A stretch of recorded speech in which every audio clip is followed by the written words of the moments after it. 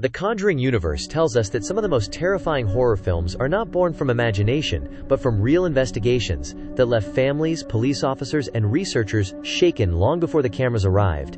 And in this episode, we uncover the true story behind The Conjuring 2.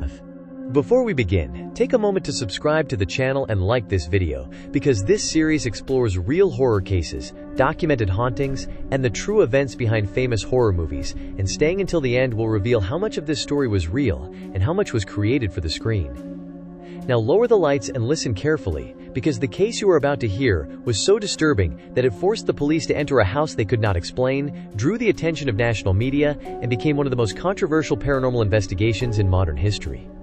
And it all began with a phone call. This story does not begin with a demon, nor does it begin with a curse, a priest, or an exorcism, but instead with a phone call made late at night by a frightened mother who no longer felt safe inside her own home. In August of 1977, in the quiet borough of Enfield in North London, a single mother contacted the police not to report a crime, but to report something she could not explain, something she feared had taken control of her house. She told the officers that furniture was moving on its own, that loud knocking sounds were coming from inside the walls, and that whatever was inside her home responded when spoken to, as if it were listening. At first, the police believed the call was either a misunderstanding or a practical joke, because nothing in the neighborhood suggested danger, and nothing like this had ever been reported there before. That assumption ended the moment they arrived. The house stood on Green Street, a modest family home in a working-class area where life was supposed to be ordinary, predictable, and quiet. And inside lived the Hodgson family, a mother and her 4 children who had no history of paranormal beliefs, no desire for attention, and no reason to invent a story like this. The disturbances had begun late at night, when 2 of the children claimed their beds were shaking beneath them, something their mother initially dismissed as imagination or a nightmare brought on by fear. But moments later, she witnessed something that could not be ignored, as a heavy wooden chest of drawers slowly slid across the bedroom floor without anyone touching it, moving deliberately as if pushed by unseen hands. There were no wires, no hidden mechanisms, and no signs of a trick, and in that moment the family realized that whatever was happening was real.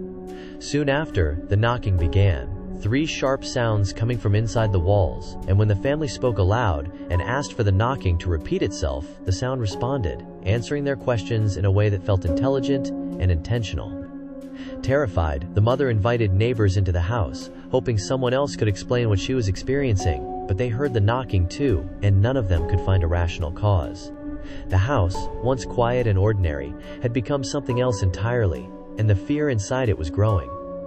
When the police entered the living room, they searched for logical explanations, checking for loose pipes, structural issues, or signs that the children were responsible, but as they watched, a chair moved across the floor by itself, sliding several feet without anyone touching it. One of the officers later stated that she witnessed the movement clearly, and her statement was never withdrawn or corrected. With no crime committed and no explanation to offer, the police left the house, but the story did not end there, because this single event would soon attract the attention of journalists, investigators, and paranormal researchers from across the country. And this house on Green Street would become known around the world as the center of one of the most controversial and terrifying haunting cases in modern history. In The Conjuring 2, the story quickly shifts its focus from America to England, presenting the Enfield house as a place already under attack before the Warrens ever arrive, with loud banging sounds echoing through the walls, furniture violently shaking, and a child at the center of the disturbance. The film shows the Hodgson children waking in terror as their beds rattle beneath them, while unseen forces slam against doors and walls, creating the impression that something aggressive and intelligent has already claimed the house. This part of the movie closely follows the earliest reports from the real case, because long before Ed and Lorraine Warren were ever involved, the Hodgson family had already experienced weeks of unexplained activity, including shaking beds, moving furniture, and knocking sounds that responded to spoken questions. However, what the film condenses into a few terrifying scenes actually unfolded slowly in real life, over many nights, with fear building gradually as the family realized the disturbances were becoming more frequent and more violent. In the movie, the knocking is portrayed as sudden and threatening, often escalating into chaos within seconds. But in the real Enfield case, the knocking followed a strange pattern, responding intelligently when questions were asked, as if whatever was causing it was aware of the people inside the room.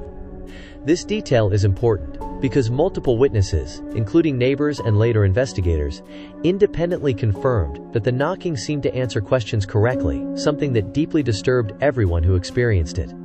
The film uses this phenomenon to suggest an intelligent and possibly demonic presence, while the real case left investigators divided, unsure whether they were dealing with a spirit, a psychological phenomenon, or something else entirely. As the movie progresses, it quickly introduces the idea that the house itself is feeding on fear, focusing its attention on one child, Janet, who begins to display strange behavior and moments of apparent possession. In reality, Janet was indeed at the center of the case, but the transformation shown on screen was far more dramatic than what was initially reported, because her behavior changed gradually over time, beginning with exhaustion, emotional distress, and altered speech patterns rather than immediate violent possession. This slow progression is often overlooked in the film, but it is one of the most unsettling aspects of the real case, because it suggests that whatever was happening inside the house did not arrive all at once, but grew stronger as the weeks passed. The film also suggests that the events were immediately recognized as paranormal, but the truth is far more uncomfortable, because at the beginning, no one wanted to believe the family, and many assumed the children were exaggerating or seeking attention. It was only after police officers, neighbors, and later journalists witnessed the phenomena themselves that the case could no longer be dismissed, forcing the situation out of the private home and into the public eye. This transition, from a family problem to a national story, marks the point where the Enfield haunting stopped being a rumor and became a documented case. And it was at this moment, when the media became involved, that the haunting entered a new and far more dangerous phase. In The Conjuring 2, the story quickly focuses on Janet Hodgson, the 12-year-old at the center of the haunting, portraying her as a child suddenly plagued by a dark force, her voice changing instantly to deep, guttural tones, and her body levitating or contorting in ways that defy belief, creating the cinematic image of a girl possessed by a malevolent entity that seems beyond human controls. The film dramatizes these moments, compressing weeks of strange behavior into a few nights of intense, terrifying activity, and while this makes for gripping cinema, the truth was far more gradual, subtle, and in some ways, even more disturbing, because it involved a slow, insidious escalation that gripped the family's life for months. In reality, Janet did begin to display unusual behaviors, including speaking in strange, deep voices that were not her own, sometimes answering questions with knowledge she should not have had, and occasionally reacting violently to invisible forces in her room. Investigators Guy Leon Playfair and Maurice Grosse meticulously recorded these events, noting in This House is Haunted that the phenomena included knocking, furniture movement, and a voice that spoke through Janet but with a character distinct from her normal speech. Unlike the movie, Janet's levitation was reported more controversially, with some witnesses claiming to have seen her rise from the bed, while others suspected she was pushing off with her feet or exaggerating for attention. The photographic and video evidence captured moments that suggested movement above the bed, but skeptics remained divided on how much was genuine and how much was staged, making this portion of the case one of the most debated in paranormal history. One of the most chilling elements documented by the investigators was the voice itself, which seemed to answer questions intelligently, even when Janet's normal voice could not. Recordings captured knocking patterns and verbal responses that appeared synchronized with the questions, and neighbors corroborated hearing these phenomena from outside the house, reinforcing the reality that this haunting was not confined to the family's imagination. My name. Come on, let me hear you say my name.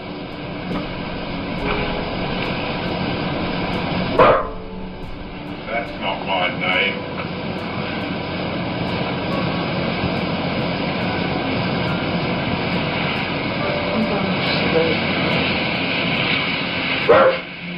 Come on, my name's Maurice. Let me hear you say it. Maurice. Say Dr. Belloc. Come on, let me hear you say that. Come on, let's hear you say Dr. Belloc. Could you close that door down? Say Dr. Belloc. What is it?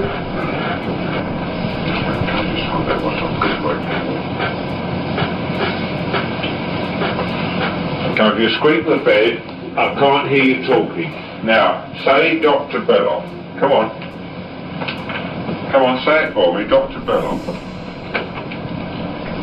Dr. Belloc. Right, that's good. Come on out.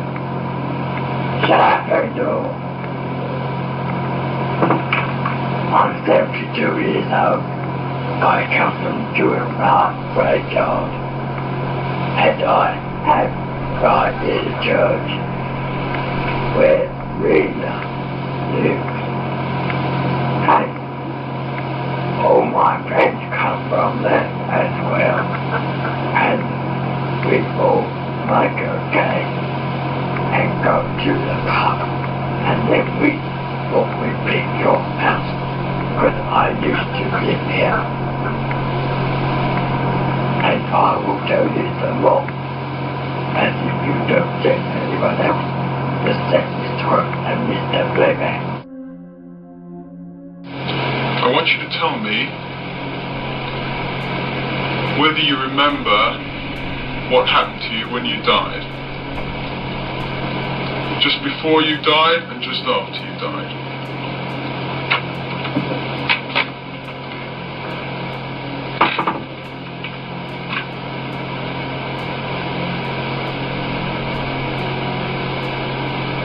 Days before I died, I went blind.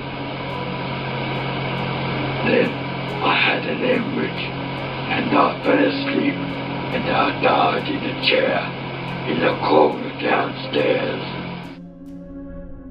Bill, if you're there, would you answer me the following question? What have you done with Denise's 30p?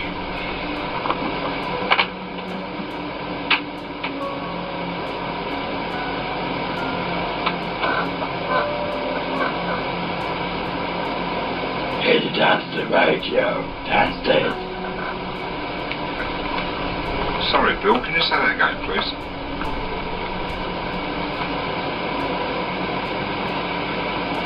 Headed down to the radio downstairs. Righto, Bill, I'll go and look. Thanks ever so much. Why can't Janet feel you? I'm invisible. You're invisible? Why are you invisible?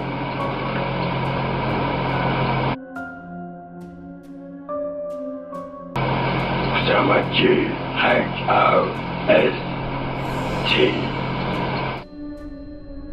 Did any friends go with you? Yes, all of them. All the dogs, 68 dogs. So what do you got 68 dogs for? So that they can protect me from you killing me. They can guard your riddle. How can we kill you, Bill? You can shoot me off. Now how can we shoot you if we can't see you, Bill? By praying to God. Sorry, I didn't hear that, Bill. By praying to God. By praying to God.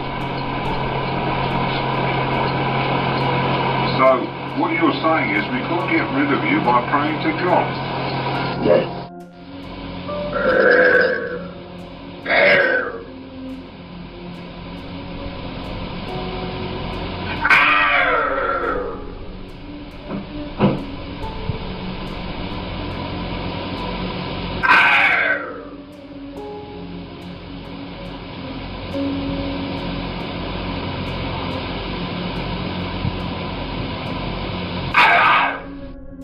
The film condenses these events to create a heightened sense of terror, but the real Enfield Poltergeist case was far more complex.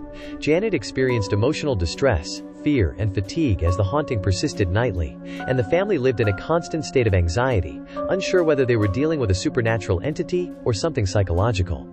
This combination of sound, visual evidence, and eyewitness testimony is what makes the Enfield case one of the most compelling documented poltergeist events in history, and it also explains why filmmakers like James Wan were drawn to adapt it for The Conjuring 2, blending cinematic horror with documented paranormal investigation. In The Conjuring 2, the Warrens arrive at the Hodgson house as seasoned paranormal investigators, immediately confronting a terrifying demon that has claimed the young Janet as its target, with the house itself depicted as a malevolent force, ready to attack anyone who steps inside. The film amplifies the drama, showing doors slamming violently, objects flying across rooms, and the child levitating, creating a cinematic crescendo that suggests immediate, undeniable danger. But the reality was more measured, and perhaps even more fascinating, because before the Warrens became involved, the Hodgson family had already endured weeks of unexplained activity, observed by police officers, neighbors, and journalists, all of whom confirmed some of the phenomena firsthand. Investigators Maurice Grosse and Guy Léon Playfair from the Society for Psychical Research were called to the house and spent countless nights documenting the disturbances, using audio recorders to capture knocking patterns, photographing objects in motion, and taking detailed notes about Janet's altered voice and behavior. This voice is coming from an 11-year-old girl. Well, perhaps Guy, perhaps you've got something to say to them. Yeah. I'd like to know how you make this noise without bashing Janet's vocal cords to pieces. If I do it for half a minute, I get a sore throat. Goose chasers here.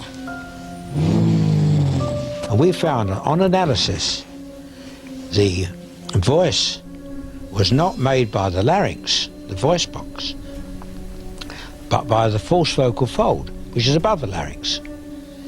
And you only use that when you lose your voice and you talk like that. Well, if you talk like that for more than a couple of minutes, you start getting a sore throat. Talk like that for 5 minutes or so and you're going to start doing damage to your throat. And yet this voice used to speak up to 3 hours at a time. Not continuously, of course, but up to 3 hours at a time without the girl showing any distress at all. Absolutely remarkable. The voice was just part of it. The girl levitated, going from horizontal to vertical in a sixth of a second. Furniture was thrown around the rooms. The house was swarming with journalists. But after 4 days, they were baffled and frightened and called my team for help. A policewoman gave a sworn affidavit of the extraordinary activity she witnessed. Even the ghost chipped in. The death certificate confirmed the truth of what the ghost was saying. Many objects materialized out of thin air. Spoons were bent. Fires broke out spontaneously in the impoverished family's home. The family had to endure practically every known phenomena in a poltergeist case. Unlike the movie, their work was methodical and slow, and while some levitation events were reported, the most consistent and verifiable activity involved knocking that responded intelligently, furniture moving with no apparent cause, and Janet speaking in voices that were not her own. The case caught the attention of the press, and reporters from the Daily Mirror arrived to witness the phenomena, documenting events such as a Lego brick striking a photographer and objects moving without explanation, creating headlines that captured the public imagination. The media coverage escalated the case beyond a family problem into a national story, forcing authorities and paranormal researchers alike to examine what had once been dismissed as imagination or exaggeration, and the detailed records from newspapers, photographs, and recorded audio provide the closest glimpse into what truly happened inside the Green Street house. While the movie condenses events to create immediate terror, the real case unfolded gradually, night after night, drawing witnesses from the local community and making it one of the most well-documented poltergeist investigations in history, a haunting that continues to spark debate, inspire filmmakers, and fascinate paranormal enthusiasts to this day. In The Conjuring 2, the haunting reaches its terrifying peak as Janet begins to exhibit extreme phenomena. Her voice shifts into deep, unnatural tones that speak with knowledge she could not possibly possess. She levitates above her bed, contorts her body in unnatural ways, and objects fly violently across the room, making it appear that an ancient, malevolent demon has claimed the house. The filmmakers compress what actually occurred into a series of dramatic, nightmarish events, building tension and horror in a few intense sequences. But in reality, the escalation was slower and far more complex. Janet did experience strange voices, sometimes answering questions she had no way of knowing, but her levitation and contortions were far less dramatic, often debated by witnesses and investigators, and occasionally considered to be exaggerations or playful trickery by the children themselves. The most documented and verifiable events were the knocks and raps that responded intelligently to questions, furniture moving inexplicably, and Janet's altered voice, which Playfair and Grosse meticulously recorded. Audio recordings captured in "This House is Haunted" show knocking patterns that matched questions, a phenomenon corroborated by neighbors who listened from outside the house. These sounds were not random. They often paused, repeated, or answered in a pattern that suggested conscious intent. The controversy arises from interpretations. Skeptics argue that some of the phenomena were staged, noting that Janet admitted to faking certain knocks, while believers emphasize that many events occurred under observation by police officers and journalists, making the case simultaneously fascinating and contested. Even though the film amplifies the terror with supernatural exaggeration, the truth was chilling in a different way. A child at the center of inexplicable activity, a family living in constant fear, neighbors and authorities drawn in, and investigators meticulously recording evidence that continues to intrigue and divide opinion decades later. The Enfield Poltergeist was not just a story of objects moving or voices changing, it was a prolonged, documented confrontation with something that defied easy explanation, and it remains one of the most controversial and studied hauntings in modern paranormal history. In The Conjuring 2, Ed and Lorraine Warren arrive at the Hodgson house as the world-renowned paranormal investigators, immediately sensing the malevolent presence that has been tormenting Janet and her family. And the film dramatizes their arrival with creaking doors, slamming furniture, and a child levitating violently above her bed, creating a cinematic moment of undeniable terror. The movie compresses weeks of activity into these few high-intensity scenes, suggesting an almost immediate confrontation with a demonic force that seems to dominate the house and target Janet personally. In reality, the Warrens did travel to Enfield in the late 1970s, after the events had already drawn widespread media attention and the involvement of SPR investigators. And their work was methodical, careful, and heavily documented. Ed and Lorraine spent hours interviewing the family, observing the phenomena, and attempting to determine whether the events were purely psychological, hoaxed, or genuinely paranormal. While the movie emphasizes dramatic levitation and possession, the real reports show that Janet did experience moments of strange movement and voice alteration, but there was never the kind of violent, instantaneous levitation depicted on screen.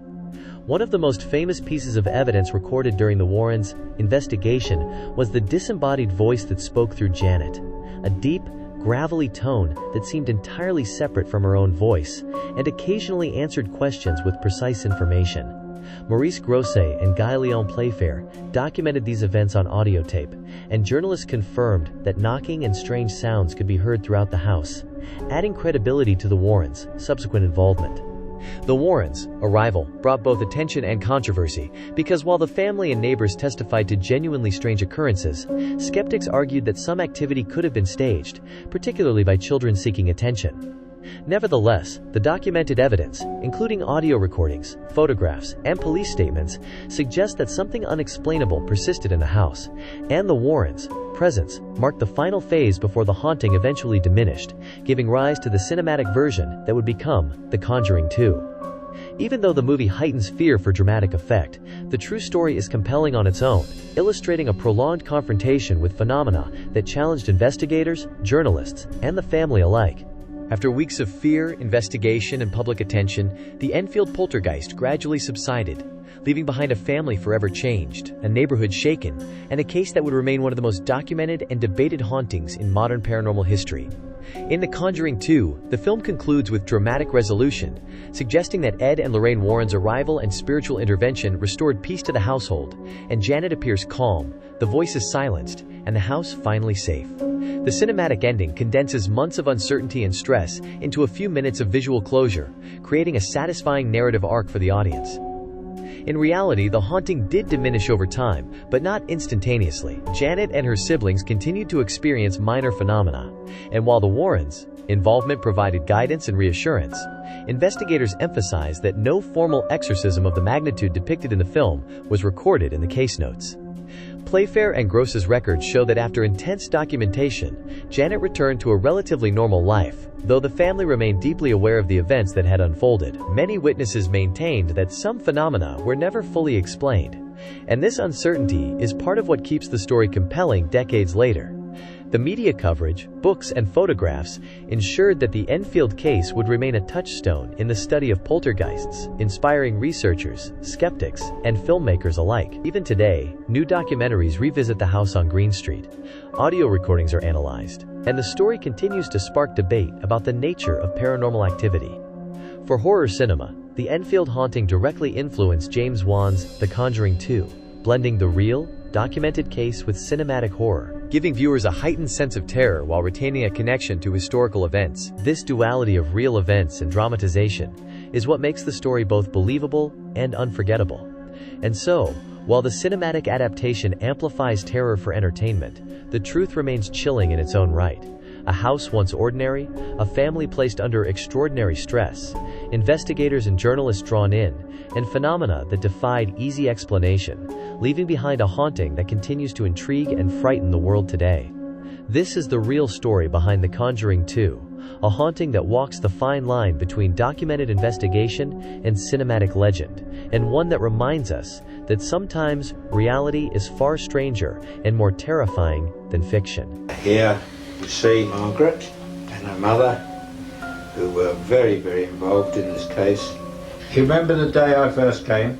Yes, I remember, Mr. Grosse, and you was on the case ever since then, onwards, and you saw everything and took note and explained to us. You remember when the reporters and journalists were here? How did they carry on? I could see the fear in some of their faces also, and they probably could sense that we was dead scared and wanted to run out any minute. I know I did. My sister did, I know that. I remember one of them came in and he explained to me that I'd got a poltergeist in the house. And I said, what on earth's that? And I nearly fainted when he told me. I didn't even know what it was. In fact, I don't think any of us did. And we couldn't even say the word poltergeist until Mr. Grosse from Psychical Research explained how to say poltergeist. That's me. and also what it actually meant in, was it German? Was it? Yeah, poltergeist, noisy spirit. In the meaning Noisy of it also, which he explained to us. What do you say to people who say to you, with you children playing around, what do you say about that? I say that's a matter of opinion. If you haven't experienced it, you're going to say that, but it did really happen. It upsets me deep down to think that they can't give us an open mind, the ones that just put it down completely. But all I can say to them is I wish they could experience the same thing as what we went through. They certainly wouldn't say it was false or fake or it was child playing or anything of that kind. The welfare of people at the centre of poltergeist activity is very important. I believe that most poltergeist activity is actually caused by very high levels of stress. Occasionally, you get paranormal entities interacting with us. And this is what I think happened at Enfield.